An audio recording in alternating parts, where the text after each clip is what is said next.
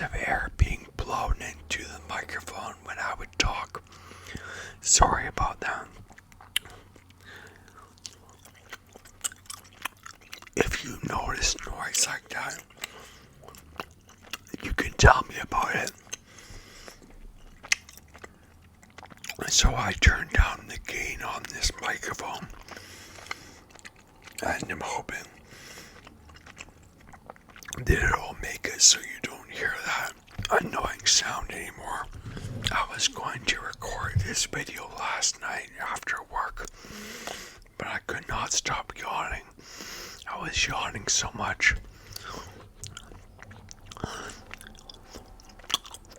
I hope this video turns out okay, by the way.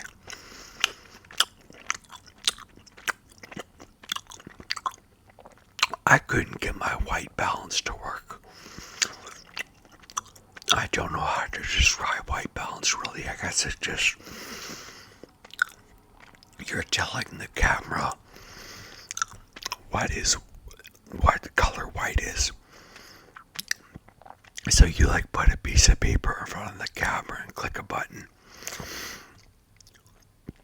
and then it makes your image clear and not off color, if that makes sense. I'm going to be eating some licorice in this video.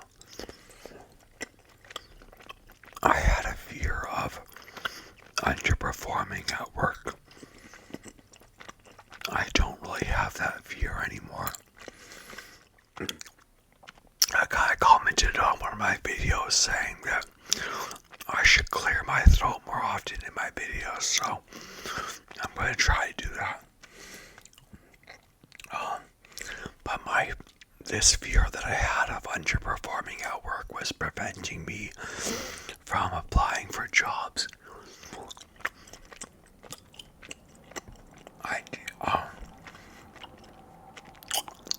Anyways, I did make so I'm glad I'm over that fear now. I did make a mistake the other day at work. I forgot to pick up another coworker at his house. I was supposed to give him a shuttle from his house to work. I forgot to inform somebody that they needed to pick him up, so that was a bad one. So he was waiting for someone to pick him up. Blackpink just put out a new single and music video.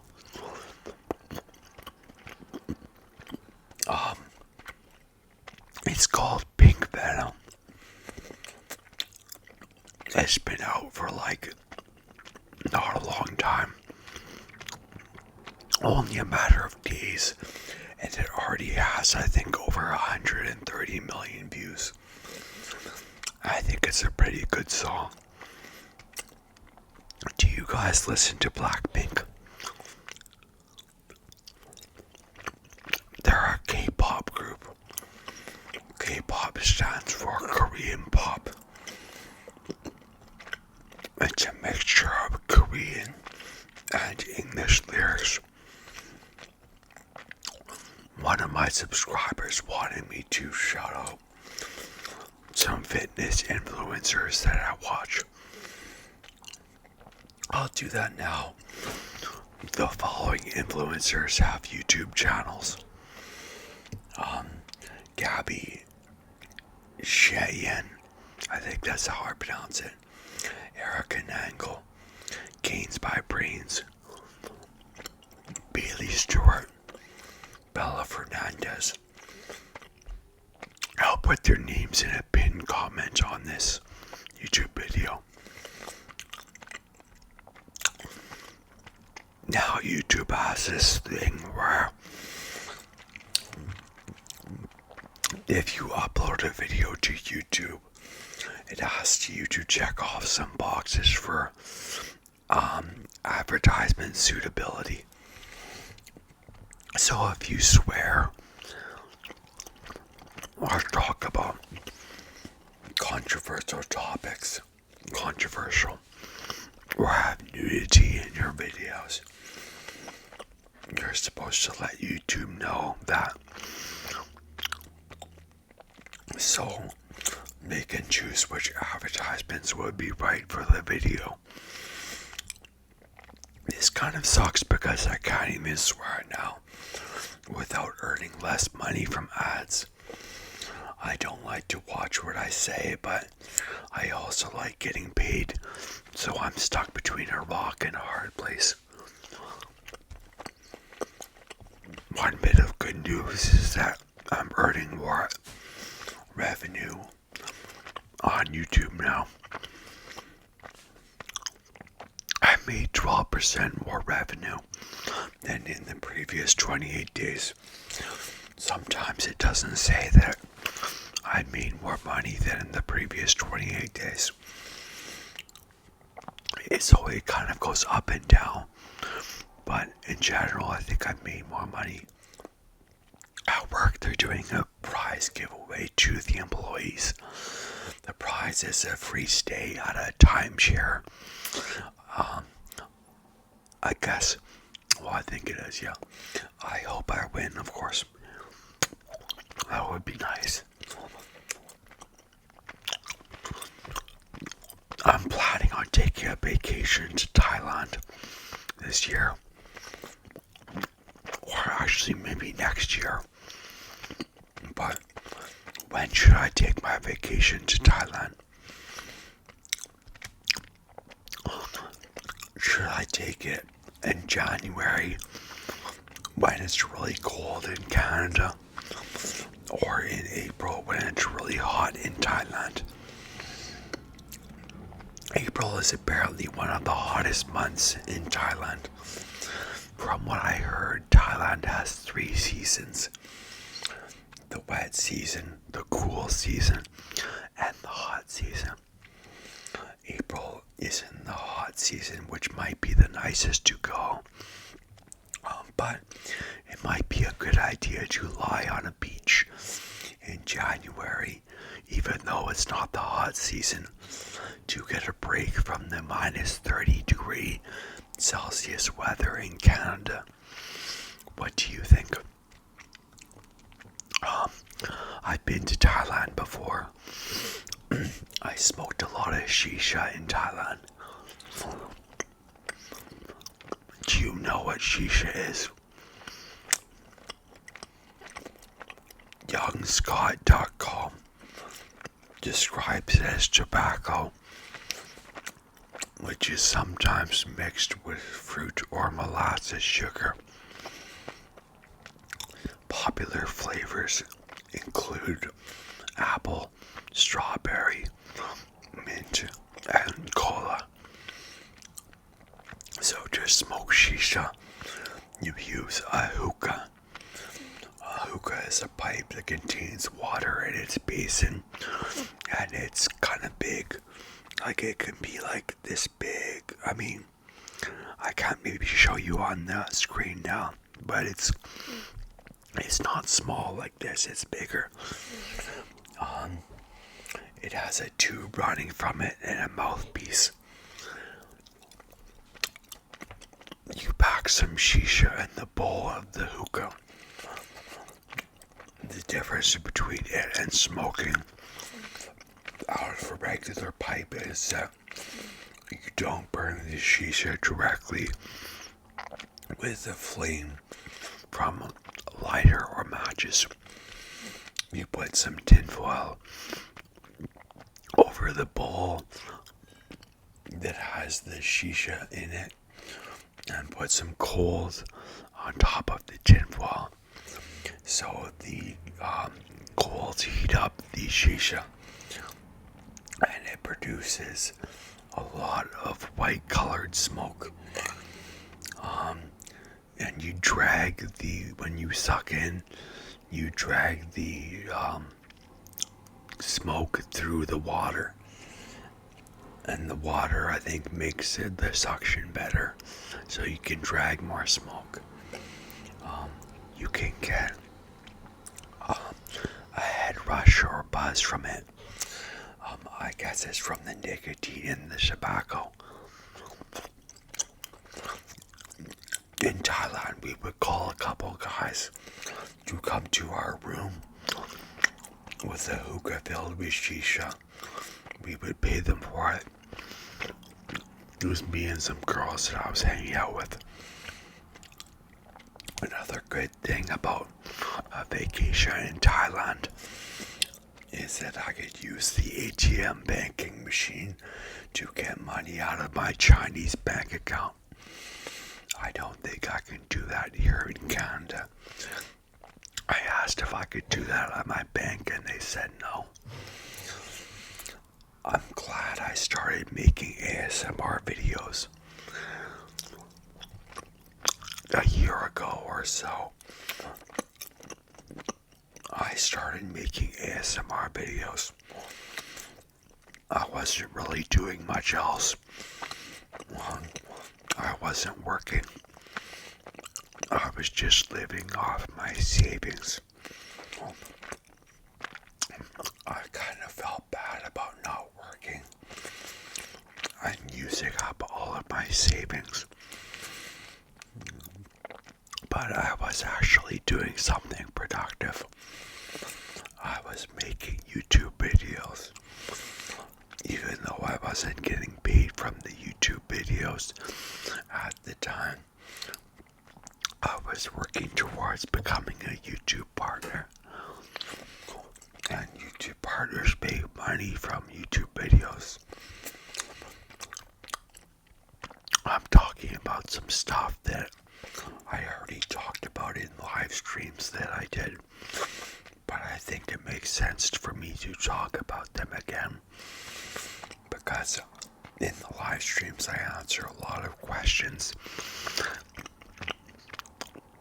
and not everybody is interested in hearing me answer questions.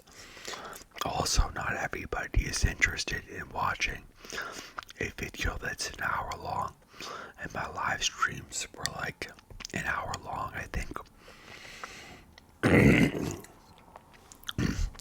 We have a new girl at work. We hired 2 girls, but one of them quit. She found a better job for her, I guess. So it's nice that we're not understaffed anymore at front desk. I work at a resort. I'm a front desk agent. We actually had 4 people working at front desk the other day. We had 2 new girls that were training, my supervisor and myself. I think we'll probably have too many staff members now, in my opinion, but the general manager said nobody is going to get less hours, so that's awesome. Do you ever think you're in trouble, but then you find out that you're not in any trouble? It's so nice when that happens, and that happened at work the other day. This guy was switching from one room to another. I checked him in our computer program, Room Master, before he was at front desk ready to check in. The reason I did that is because I wanted to transfer the balance from his room to the room that he was going to check into. So he would only have one payment to make at checkout. To do a transfer like that, we have to check the room in on the computer. It won't work if the room isn't checked in. The reason I didn't wait until he showed up at the front desk ready to check in is because I wanted to check out the first room that he was staying in. I wanted to do that because the housekeepers are looking to clean rooms, and if you haven't checked out a room, they won't clean it. Well, a lot of times they won't clean it. It's good. It also just looks a lot more satisfying when looking at the computer when all the checkouts are done. Hopefully that made sense. So I was really worried because I checked the guy in and didn't tell my coworker about that one. So my coworker wouldn't know what to do. He might have tried to find the room to check in on the computer, but he wouldn't be able to find it because I had already checked it in.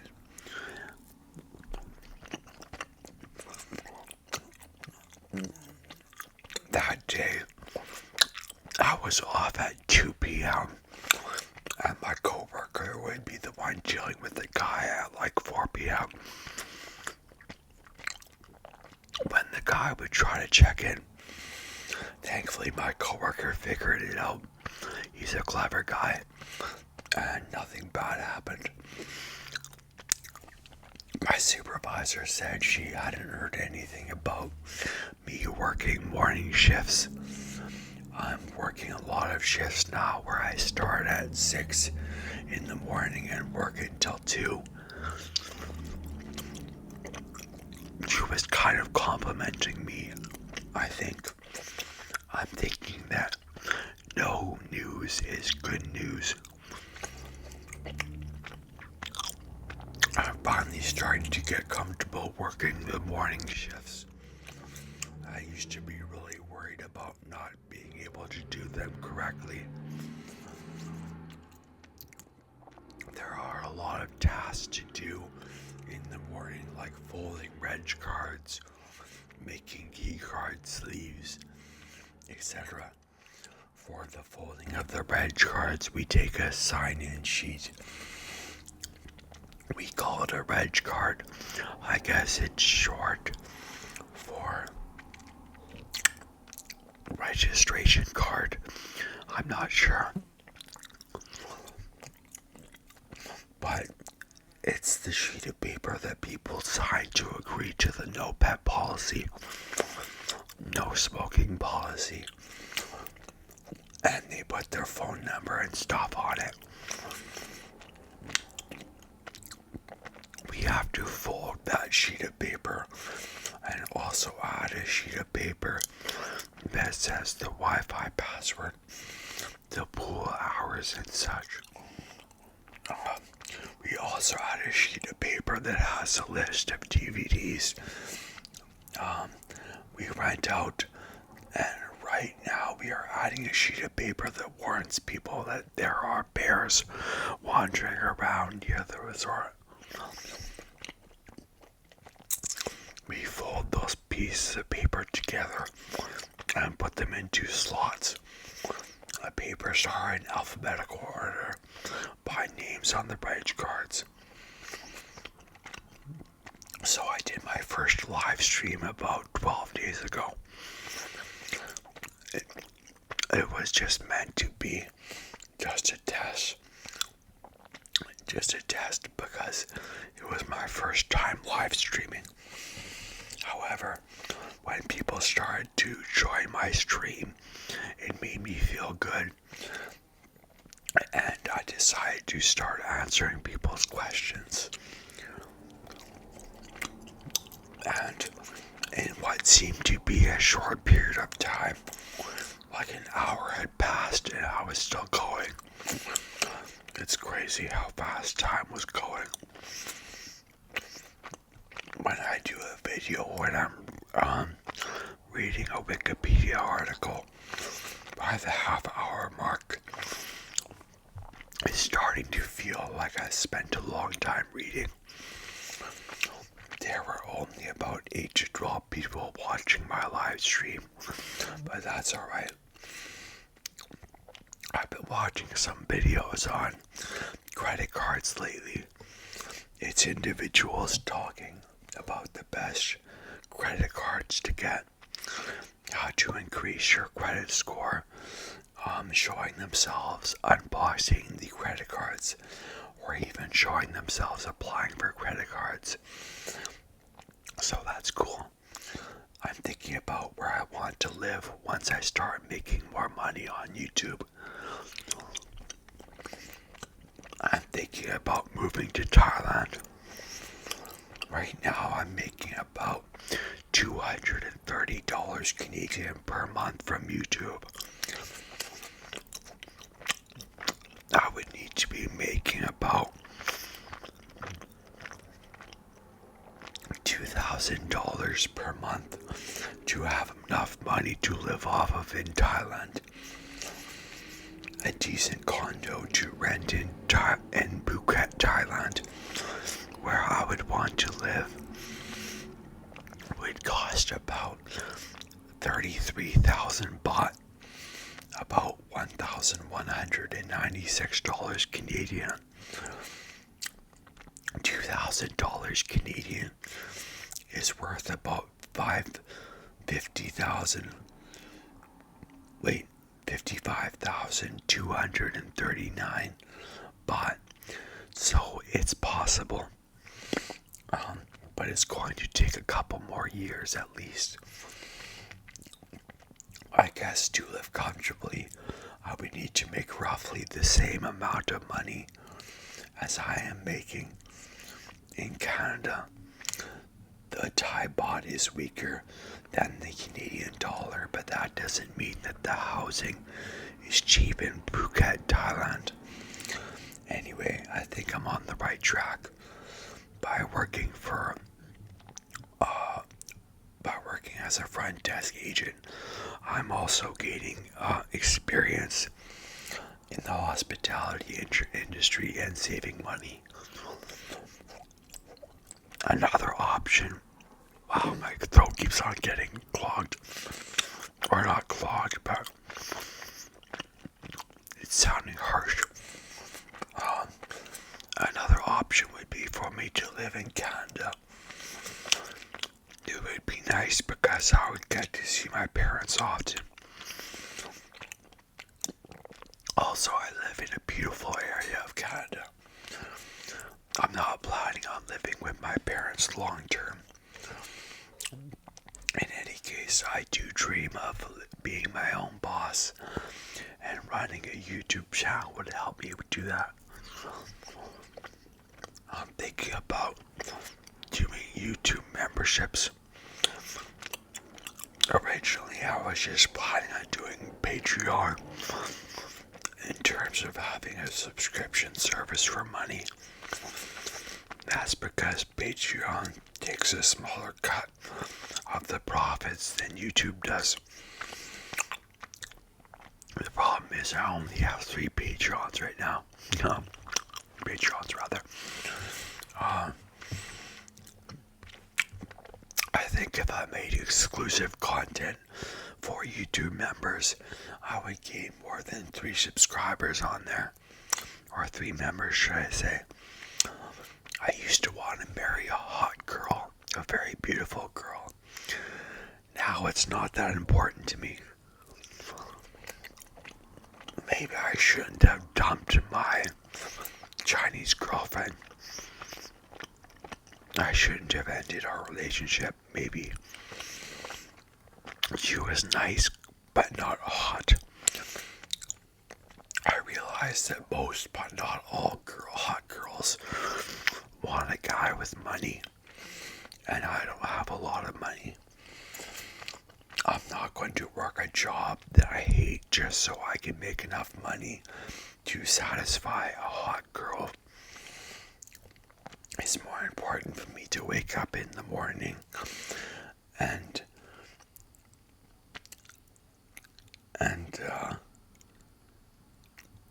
let me just think. If I wake up in the morning and actually want to go to work, that's important to me. I think that if I would have to wake up in the morning and have to make a YouTube video, I would be okay with that. Like if YouTube was my job, I probably won't be making large amounts of money from YouTube anytime soon. I think that a girl's personality would be more important than how she looks. Right now, I'm just not sure if I should marry a girl and have her be a homemaker, or if I should marry a girl who has a job so that we can have dual incomes. Thanks for watching.